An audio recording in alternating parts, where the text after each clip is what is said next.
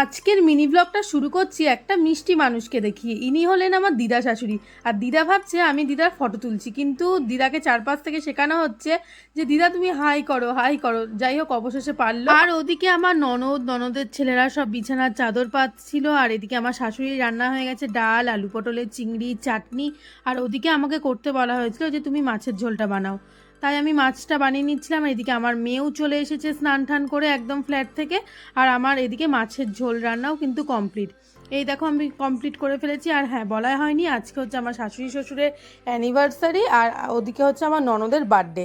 তো এই যে ননদকে সেই মতো একদম সাজিয়ে গুছিয়ে দেওয়া হচ্ছে। এটা হচ্ছে আমার শাশুড়ি মা, এদিকে আশীর্বাদ পর্ব চলছে। তারপর এই দেখো এদিকেও কিছুজন খেতে বসে গেছে, আর কিছুজনকে ঘরেও বসানো হয়েছে, কারণ একসাথে জায়গা হবে না বলে। আর ওই যে ওপরে হচ্ছে আমাদের বাচ্চাগণ।